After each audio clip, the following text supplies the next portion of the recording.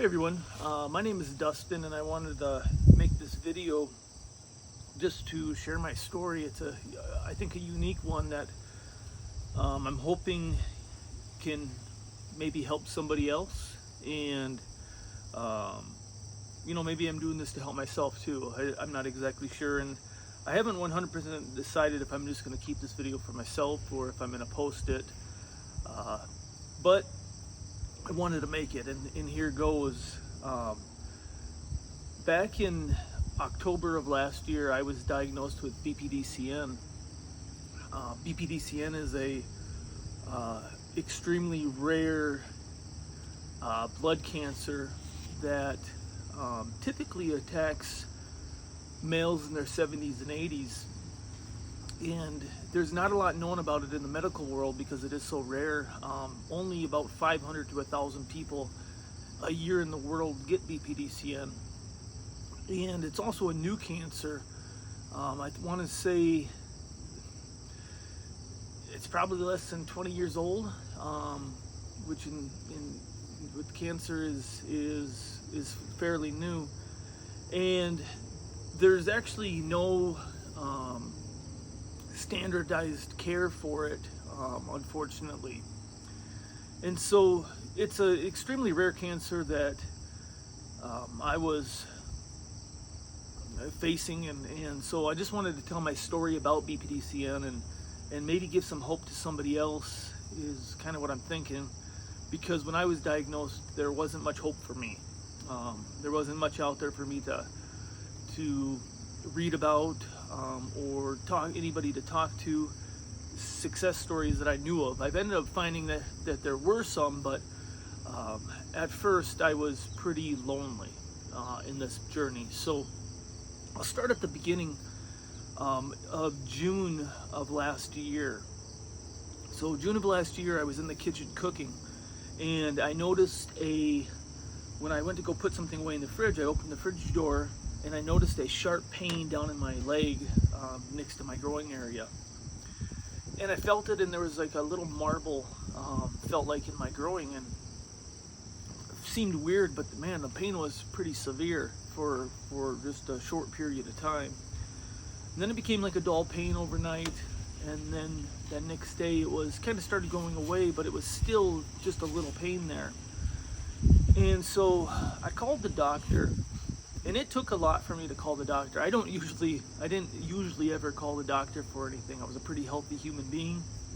Kind of lived by the motto of you're only sick when you go to the doctor. And so I just didn't go to the doctor much at all, except for my annual physical. And I ended up calling him. My doctor that I had since I was a child had just retired, so I ended up seeing a new doctor and found out that he was going to be retiring in a few weeks also. Went in. I think he was concerned I had a hernia, I think is what he thought initially, and why he had me come in so fast that same day. But he said, oh, no, it's not a hernia. Probably a fatty lipoma. Nothing to worry about. Just watch it, but you'll be fine. And so I left thinking everything was okay. I came home, told my wife, yep, the doctor said everything's fine, nothing to worry about, and went about my business. The pain went away, and I just had a lump. Not a big deal. I could live with that. Well, as time went on, in the next month, that month of June, into July, and into August, it started getting a little bit bigger, which was kind of worrisome. But again, I thought, oh, everything is fine. The doctor told me everything's good. So I ended up having a physical in August, and went into the physical, and I showed now a new doctor that I started seeing because everybody else had retired. I showed him the lump and just said, hey, are we sure this isn't anything? And he said, yeah, I don't think it's probably anything to worry about, but we could do a ultrasound on it just to see what it is for sure. And we decided to do that. I thought that was probably smart to do. And so I set the ultrasound up into September. Now, I was going on a golf trip to Myrtle Beach in the end of August, and a couple nights before I went on the golf trip to Myrtle Beach, I had another spot just above the growing area, just right in the crease of my hip, that started to hurt and had a little bump. Now, it wasn't as big this time, but it was a little bump, and it went away, and I kind of thought, oh, it's probably the same thing that I have down there, and they'll figure it out, and didn't think there was much to worry about. So I went on my golf trip to Myrtle Beach. While I was in Myrtle Beach, that top spot ended up hurting pretty dang bad. It was pretty excruciating. I still golf 36 holes a day because that's what I was there for, but I just had this constant pain in my side, and I thought, man, I have to be having a hernia. This has got to be a hernia. And ended up coming home, calling the doctor. He said, well, we have your schedule for an ultrasound. Just go in during that, and we'll figure out what this is. So I went into the ultrasound, and they ended up finding out that it was lymph nodes that were swollen up. And so they wanted to biopsy them. So we set up a time to biopsy them, maybe a week later or so. And I was nervous because I didn't know exactly what it was, but I figured we were going to get it figured out. And I still had hope that it was nothing. The surgeon that did the biopsy, I remember him coming into my wife and I, once the surgery was done, and he said, you don't have anything to worry about. He said, they're not cancer. They don't look cancerous at all. It looks like they're reactive. You may have an infection or something like that. And so I thought, great, like nothing to worry about. We're good. And we were pretty hopeful that the biopsy would come back clear. In the meantime, one thing I forgot to mention was that during my annual physical, where I showed this new doctor my lymph node and got the biopsy set, or the ultrasound set up and the biopsy set up, he had mentioned to me and asked me if I had gone to the dermatologist at all recently, and I told him no. And he said, okay, well, I'd like you to go see a dermatologist. So I set up an appointment to go see a dermatologist at that time. Now,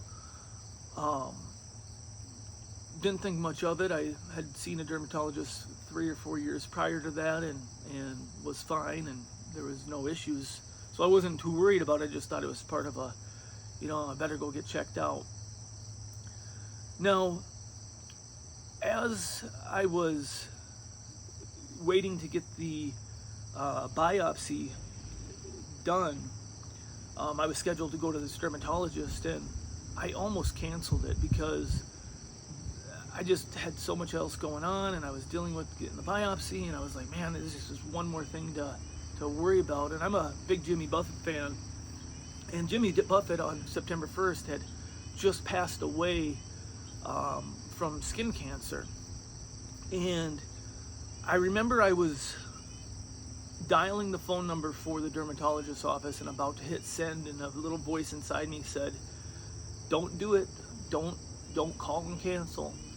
And I thought about Jimmy Buffett, and I thought, you know what, I owe it to him to go to the dermatologist and get checked.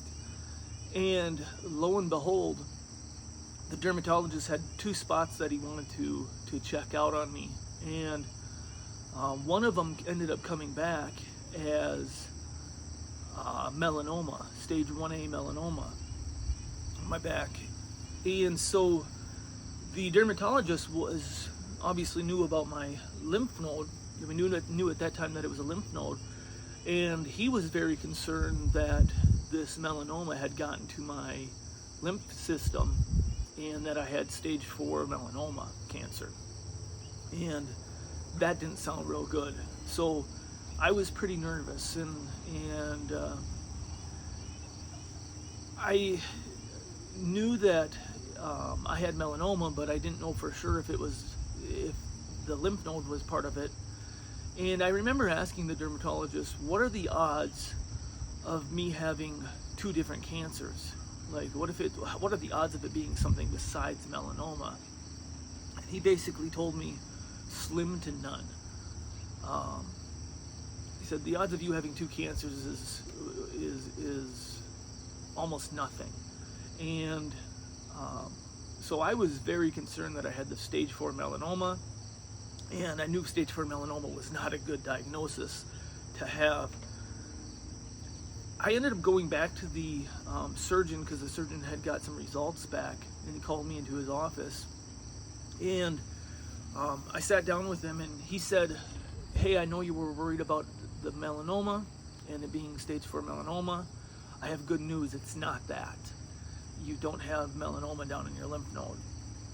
He said, there is bad news, you do have a cancer, but we think it's some type of lymphoma, and we just don't know exactly what type yet, but the odds of surviving a lymphoma are way greater than surviving a stage 4 melanoma. And so you'll be fine. It's a blessing that you have this rather than that. And I didn't know how to feel at that time. In one sense of it, I was relieved that I didn't have melanoma down there. But at the other sense, I was just told I had cancer at 42 years old. And so I was relieved but overwhelmed all at the same time. And the doctor said, hey, we're still waiting on results to find out exactly what it is. We think it's a lymphoma, but we just don't know what type. And they ended up sending my biopsy off to Sioux Falls, South Dakota, which is our largest hospital in the state. And they couldn't pinpoint what type it was either. So they ended up sending it to the Mayo Clinic. Mayo Clinic came back and said, possibly could be BPDCN. My oncologist here in town, he had never seen a case of BPDCN. And so he said, well, if this is what you have, we're gonna do a biopsy of your bone marrow. And if this is what you have, I can't treat you here. And so he ended up sending me, after we did a biopsy of the bone marrow, he ended up sending me in the biopsy to the Mayo Clinic. My wife and I ended up traveling to the Mayo Clinic, I believe on October 30th or 31st, right around in there. And the 30th, I believe it was. And we thought we were going to be there for a couple days or the weekend. And then we were going to be back home and figure out a plan of attack and maybe figure out even if I had cancer or didn't have cancer, or, you know, what exactly this was. I still had hope that they were wrong, that this wasn't a cancer at all. And I remember going to the Mayo Clinic and meeting with the first doctor and trying to talk to him out of anything but cancer. I told him, you know, maybe it's an infection. I've heard that infections can cause cancer markers to show up on test, and that's what this must be. And he basically told me, Dustin, you're trying to talk yourself out of this, and that's the same thing I would be doing, but that's not what this is. And so they sent us away for about an hour, and they said, once we figure out exactly the diagnosis, we'll call you and have you, come back. About an hour later, they looked at all the tests and everything, and they called my wife and I, and they said, get back here right away. And I knew then that I had cancer. I knew I had cancer, and I knew it was BPDCN. I could just sense it. And so I remember driving to the hospital. My wife was driving. I was quite upset and nervous when we were going there back to the Mayo Clinic to get the results. And I remember telling my wife and making the decision that I'm not going back to the Mayo Clinic right now as a cancer patient. I'm going as a cancer survivor. And I told her that out loud, and I just at that time made my mind up that I was going to survive whatever this was. And we get back there, and yes, they told me that it is BPDCN, and I was quite upset, as you can imagine. I just got told that I had one of the rarest cancers in the world and one of the deadliest. If I could give anybody any advice if they're getting diagnosed with something, is don't Google things. It's not good, and it's not good for your mental state. I had done that, and I knew all about what BPDCN was, and basically if you Google it, it basically tells you you're going to die. It's the life expectancy of somebody with this cancer is I think 12 to 14 months, and it has a death rate of around 80% or something like that is what I remember reading.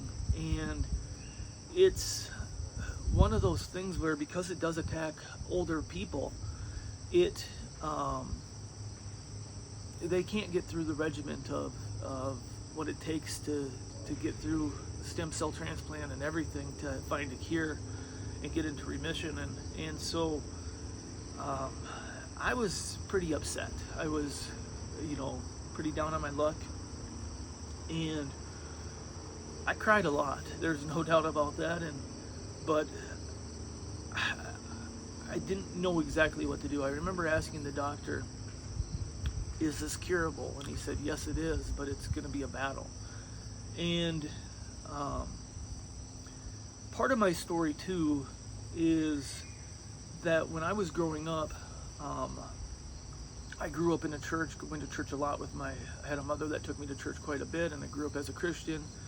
But as my junior high years and my high school years and my adult years went on, I grew out of faith and started to become more agnostic / atheist.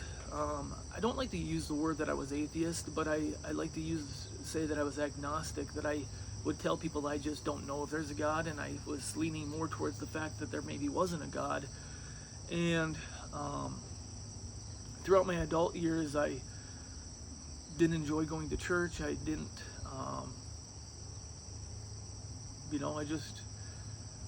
I just had so many questions and so many, I guess,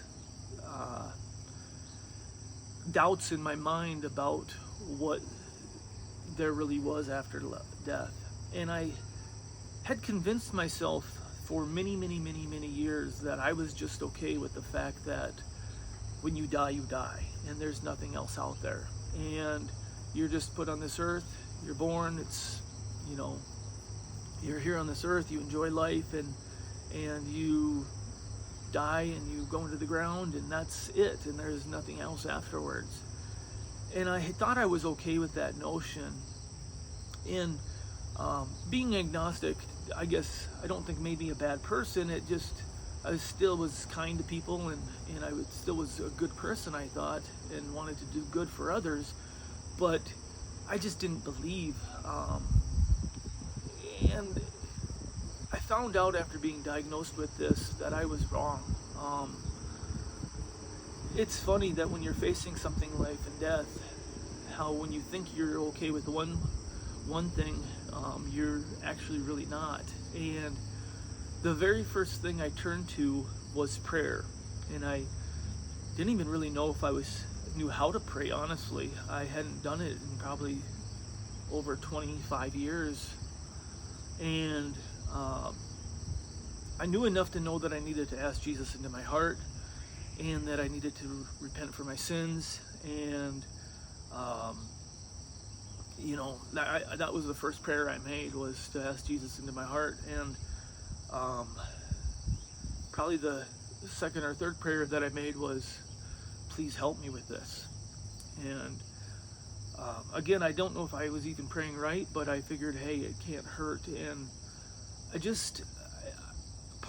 I wanted to tell that because I think that's part of my journey, and I think it's one of these things where I don't think I would have gotten through this without faith and without prayer. So that's the truth. I just want to. I've probably prayed every single day, at least to myself silently, since I've been diagnosed, and it's been a big part of getting me through this. So anyways, that same day that I was told that I had BPDCN, I was basically told you're going into the hospital. Again, I thought I was just going to come down to the Mayo Clinic for a couple days and get tested and then come back to Aberdeen and do some treatments here and that kind of thing, but that was far from the plan, and boy, I've found that whatever your plan is here with something like this doesn't really matter. It's plans get changed real quick. And I ended up being in the hospital for 30 days roughly, my first go around. Now, I felt completely healthy. I didn't feel bad. I had just golfed a few weeks prior, 36 holes a day on a trip to Myrtle Beach, and I just I felt good. So it was hard to wrap my head around that I had such a dangerous and severe disease that I was facing. And so I went into the hospital, and there's one drug that's approved by the FDA to treat BPDCN. And what it does is this drug attaches to one of the cancer cells, one of the cancer markers in the cells, CD123, and it attaches to it and it puts a poison into the cancer cell, and that's how it kills it off. But it's an immunotherapy, not a chemotherapy.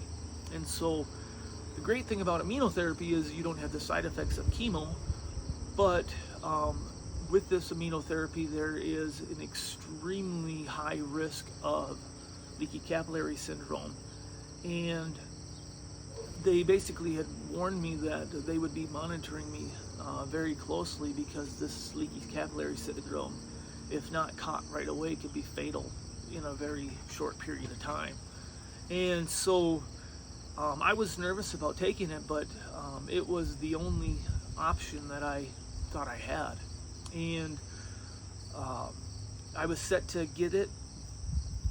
They had ordered the medicine in. This medicine is extremely expensive, and it is extremely, like I said, dangerous. So I was ordered to get it, and they had a tracking number.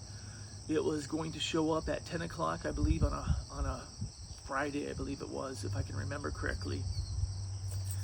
And I was supposed to get my first dose at noon. 10 o'clock rolls around, nobody tells me it's there, nobody says anything. At noon rolls around, nobody comes in to administer the drug to me, the immunotherapy to me. Afternoon, nobody comes in, and I can't remember exactly what time it was. For some reason, I believe it was around 2 o'clock.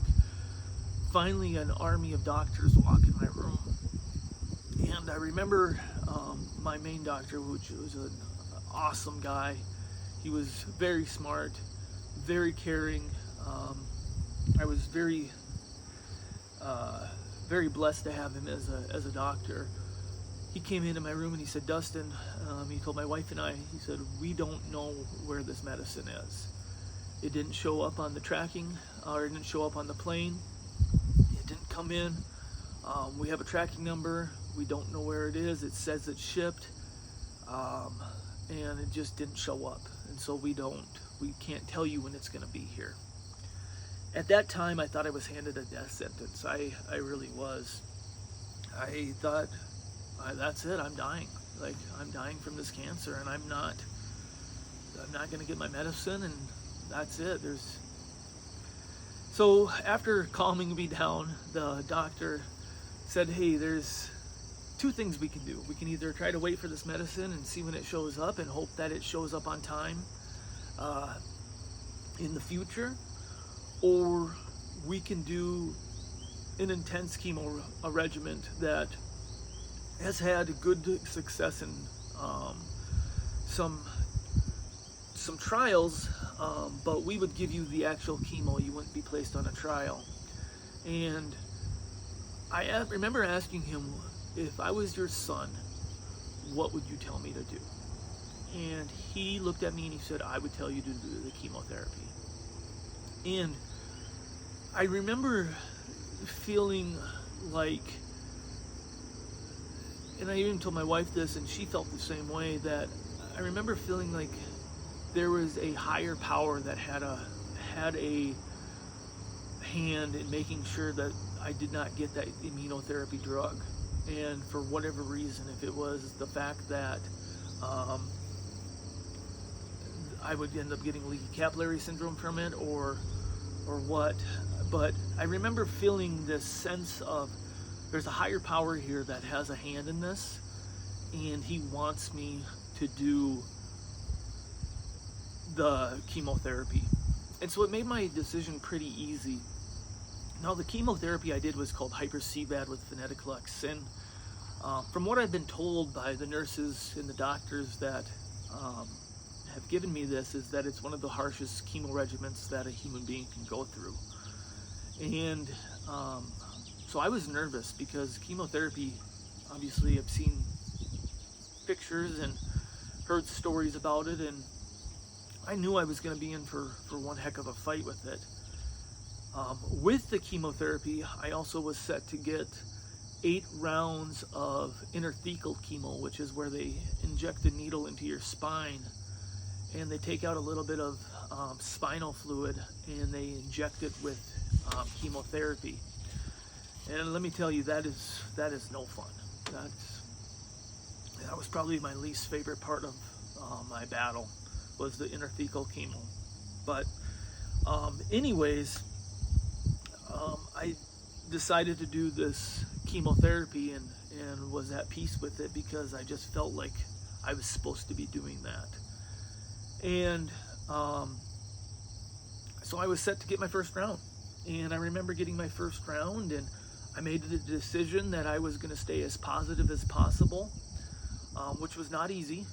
And some days were better than others. And I was going to keep as active as possible. My goal, I set a goal to move 7,000 steps a day, walk 7,000 steps a day in the hospital. And I did that. I put a pedometer on my phone, and I ended up walking 7,000 steps every single day in the hospital. And I think that helped a lot. When you get chemotherapy, the first week isn't very bad. It's not very bad when you get it. It's that next week to 2 that really take you down. And my first round was pretty rough. I think I handled it better than a lot of people would, but I threw up from the interthecal chemo one day. I had some nausea. I had bad headaches, and I just remember feeling like crap. But it ended up going away, and ended up starting to lose, my hair. I shaved my head, but my facial hair started to fall out, my body hair started to fall out, and I started feeling better, and I ended up kept walking and stuff, which I think really just sped up the recovery process of feeling like crap, and I think sped that up. So I was set about 28 days later. I was set to have a bone marrow biopsy. Now, prior to the chemo, the doctors had explained to me that you're going to do 4 rounds of chemotherapy. You won't get into remission until probably the 3rd or even after the 4th round is what we're expecting. We don't expect you to get into remission after the 1st or 2nd round. That's just probably not possible. Because I had 70%, my bone marrow was 70% cancerous, and I think my blood was like 19% cancerous. And with chemotherapy, your blood is the first to respond to it, and it, as we watched my blood work, my blast started to go from 19% down and down and down, and to where they got to 0% in my blood. And I remember waiting for the bone marrow biopsy, and I had the surgeon in my room that was going to do it, and I had an anesthesiologist that was going to be putting me under for it. And I remember saying to the anesthesiologist, boy, I would like my bone marrow to be 0% cancerous, but I know that's not possible. And she looked me dead in the eyes. I don't remember her name, I wish I did. And she said to me, Dustin, Miracles happen every single day. Don't you ever give up hope. And I remember then saying a little prayer saying, could you please help me get through this bone marrow biopsy and have it be 0% cancer in my body. And I had my bone marrow biopsy done, woke up, that same anesthesiologist was still in the room with me, and I just felt at peace with it. And I ended up getting sent home a couple days later, and one of my doctors from Mayo Clinic had called me probably 3 days after I got home. And I remember I was driving around in my truck, and she called me and she said, Dustin, I've got great news for you.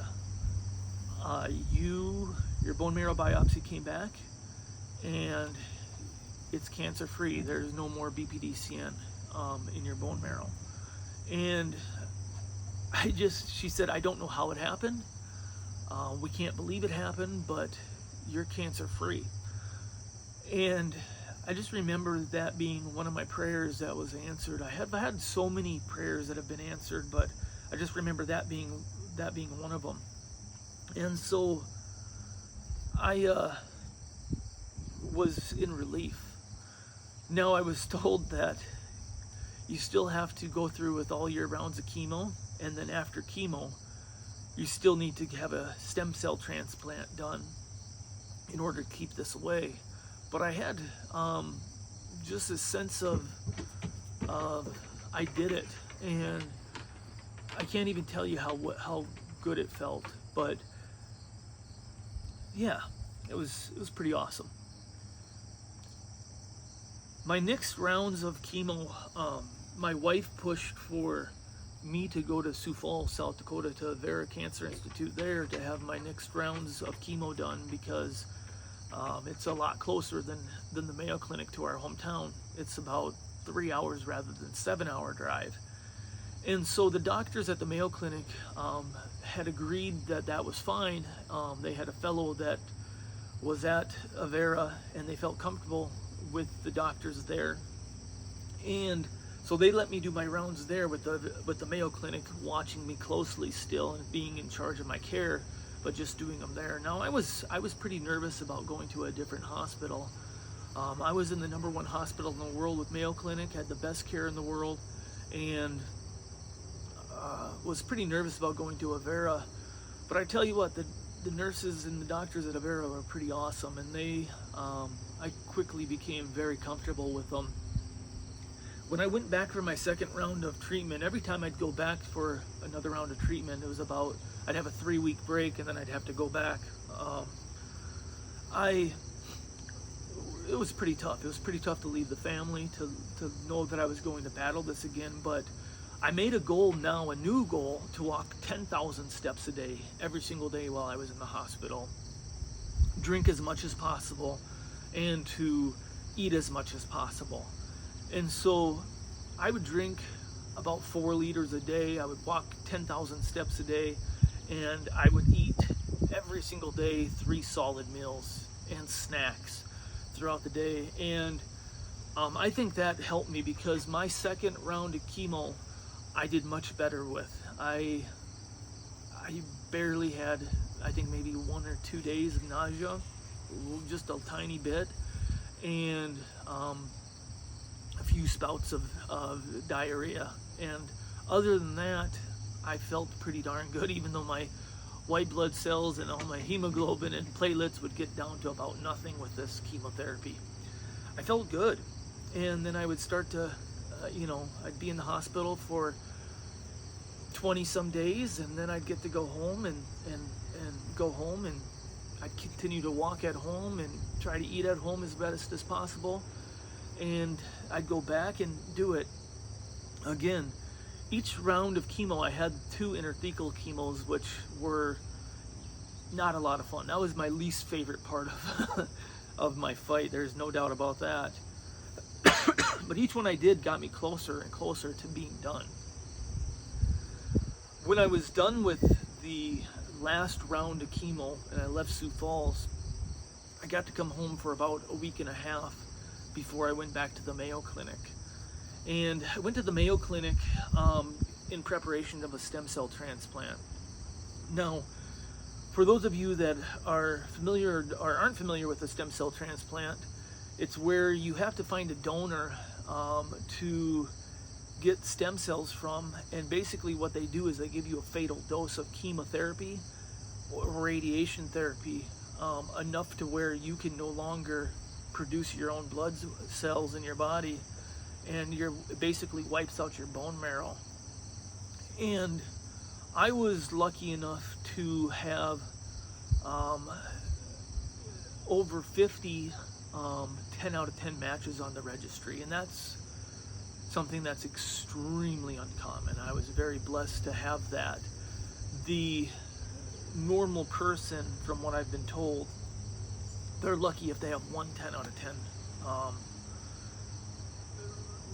match on the registry. And it even gets harder for people of different ethnicities.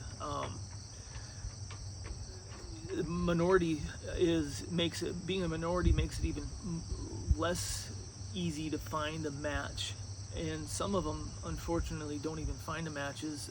That's why we need people to go on and become a match, or swab and put your name out there for a possible donor, because it's a pretty easy process of donating, and it could save somebody's life. And so we need as many donors out there as possible. But I was blessed to have over 50 10 out of 10 donors, and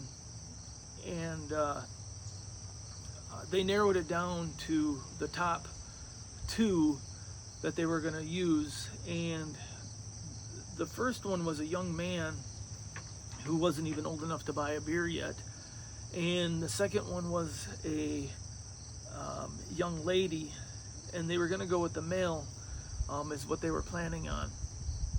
Now, when you go to get a stem cell transplant, it's not like they just do a transplant and it's over. There are literally dozens and dozens of different tests that you have to go through to make sure you're even healthy enough to do it. There are bone marrow biopsies, there's lung test, heart test, kidney test, liver test, all kinds of different tests that basically make sure you're healthy enough to go even through this. And so it was a solid month of me doing test after test after test, multiple a day, and to even get set to this. And it came time for me to get my bone marrow, my stem cell transplant. And the young man that was going to be my first donor, for whatever reason, couldn't do it when I needed him to do it. And so they went to the second donor, this young lady, who was still, I think she was 20 years old.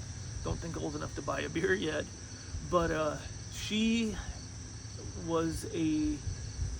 going to school to be a nurse. I do know that about her. And she said, yeah, I'll do it. And so I was set to get my stem cell transplant on April 4th is when it was. So you go in for a week of chemotherapy. You're in the hospital for a week of chemotherapy and 3 days of radiation, and it's total body radiation. During the chemotherapy, they give you a high dose of it, and it's, like I said, it's a fatal dose. It's enough to kill you. And I remember doing that, and the worst part about that was the catheter that they had to put in. Oh man, that was the most horrendous thing. I hope I never have to do another one of those. But I went through it. I felt pretty good through the chemotherapy and through the radiation. And then on April 4th, my wife and my father-in-law were there, and they set me up to get the chemotherapy, or to get my stem cell transplant, but the stem cells hadn't shown up yet. They came in and told us that they didn't get enough of them from the donor, and that they were going to have to wait till tomorrow and do more blood work, or do more extracting of stem cells from my donor to hopefully get enough. And so again, it was just one of those things where you worried about it and thought, what is going on? How could this be happening to me? But again, somehow prayed about it, and somehow later that night, I don't remember exactly what time, I think it was around 9 o'clock or so, they brought a bag of red stem cells into my room and said they showed up. And they give you the stem cells after giving you a couple medications, Benadryl being one of them. If you've never had Benadryl straight to your heart through your IV, it's quite the experience. It puts you to drowsy land pretty fast. But I remember them giving me my stem cells, and it's a lot of time and planning and fighting to get where you get in a stem cell transplant, to just get a bag of stem cells put into your body, and there's not a lot of hoopla about it. It's more of a, okay, they're going in, happy rebirthday, and that's basically all it is. And I felt perfectly fine with it. I had no fever or nothing like that when getting them.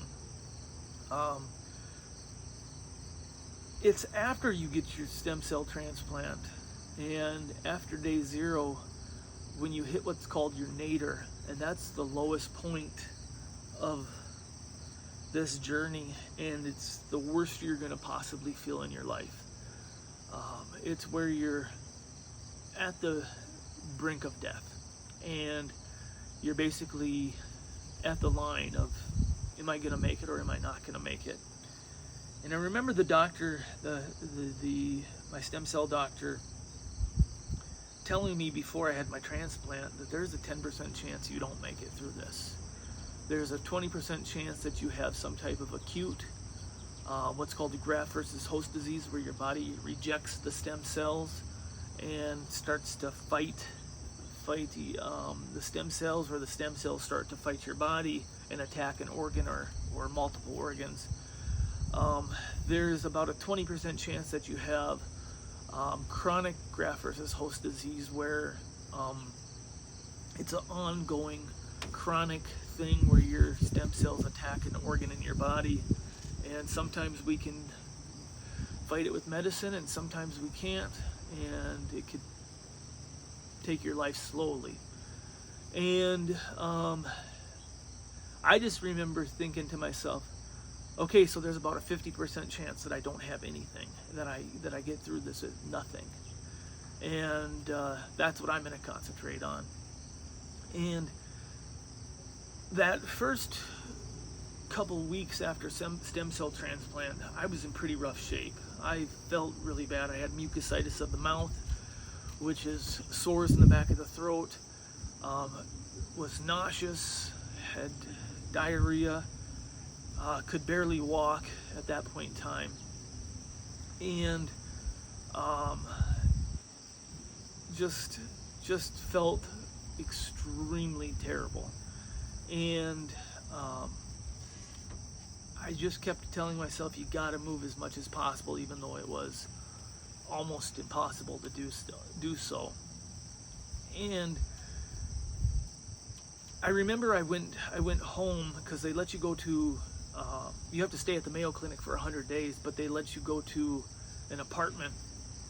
And I made it to the apartment for a couple days, and I basically had told my wife, like, she was trying to get me to eat and stuff, and I just kept on saying, I can't. And I frustrated my wife to no end, because somebody that had been so positive and set goals of walking 10,000 steps a day, and I had set a goal to walk 1 million steps, and I had accomplished that goal right before transplant. And somebody that had made all these goals and set all these, milestones for themselves and had crushed all these goals I had set for myself was sitting there saying, I can't. And I remember my wife getting after me one day and basically telling me, I'm tired of you saying you can't. And that was the wake-up call I needed to hear, because I was pretty low, and I honestly didn't know if I was going to make it. It started getting better. It started to get better, but in the meantime, when I was going through my very low period, I ended up back in the hospital on a pain pump and on liquid medications because I just couldn't swallow and I couldn't eat. And as I started to engraft and my count started to come up, I started to feel a lot better. And it didn't happen overnight, but it was a slow process. And I got back out of the hospital, still needing to be at the Mayo Clinic for my 100 days. But I started walking slowly again, half a block at the time, then went a full block. And it was tough because I remember walking a half a block would cause me to throw up because it was just so strenuous and so tough to do. But I didn't give up, and I kept going and started to go more. And my father-in-law was my caretaker at this time, and he encouraged me to eat and encouraged me to drink and encouraged me to get up and exercise and walk. And I can't thank him enough for it, because I wouldn't have been able to do it myself. There's no doubt about it. My brain wasn't in the right frame of mind to fight the way I needed to, and he encouraged me, and which is awesome. And I slowly started to get more strength back and stuff through May. And my goal, I set a goal at the beginning of this. I'm an avid golfer, and I set a goal that I wanted to golf in June. And I remember telling my doctor that, and I even took my clubs with me to the Mayo Clinic, and which everybody kind of thought I was nuts for doing so. But I set a goal I want to be golfing in June, sometime in June. And my doctors kind of thought, when I told them that was my goal, they kind of thought, okay, but and kind of chuckled about it. But I did it. I ended up getting enough strength back to start to go golfing a couple times in June, and went a couple more times in July. And 9 holes was about all I could get, but it was an accomplishment. And my brother ended up coming to be my caretaker in the second part of it, and he was awesome. Made sure I ate, made sure the place was clean, made sure that I went for walks, and just encouraged me in so many different ways. And so I can't thank everybody enough. Those two for being my caretaker, my wife for being my rock every day, all the people back in Aberdeen and around the world that encouraged me to keep going and fighting, and just all this emotional support, all the financial support that we were blessed with. I had a whole army of people behind me that just absolutely were there for me every step of the way, and I can't thank them enough, or I'll never be able to repay them for what they did for me. But thank you from the bottom of my heart. I truly mean that. And as I started getting closer to my 100 days and where I would be able to get back home, you start getting your strength back, and I felt pretty darn good. I was going on walks. Now I was going on walks that were miles long. Sometimes 2 miles, sometimes 3 miles, sometimes just a mile. But I'd almost always do a mile or more a day. And I felt pretty darn good. where I started to struggle at this point in time wasn't physically, because my appointments were good, my um, stem cell transplant was working well, my DNA had become my donor's DNA, 100% on one line and 95% on another line that they check. And I was not having I wasn't having any graft versus host disease. Um, it was mentally, I was struggling.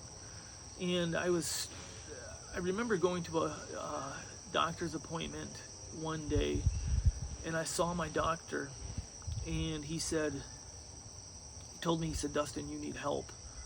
And I kind of was in denial, and I remember telling him that, "No, what do you mean? I'm fine. I think I'm doing pretty good for somebody that just went through this." He said, "No," he said, you're not. You need help." He said, "I've seen this before," and he said, "You think you're doing okay, but," he goes, "you've got a lot of anxiety," and he said, "You're gonna basically live from appointment to appointment, and that's no way to live." He said, "When you come to an appointment and you get good news, you'll be fine for a week or so, and then when you have another appointment, you'll be all anxious about that, and you'll be worried about that." And that was the truth. I was living appointment to appointment. I would be good for a couple days after an appointment or after blood work, and then I would struggle for the second part of the week. And so they put me on a medication, and I was, nervous about taking another medication, but I was put on a medication to help with anxiety, and he recommended that I start seeing somebody and start seeing a therapist. And so I got on the medication. That helped. I didn't start seeing the therapist till I got back to Aberdeen at my 100-day mark. But I'm glad I'm seeing the therapist. It's good to talk about it. It's good to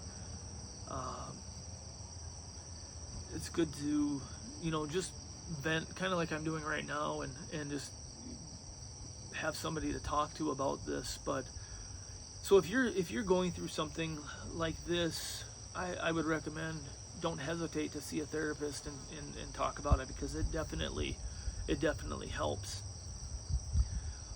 Right now, today, I'm doing extremely well.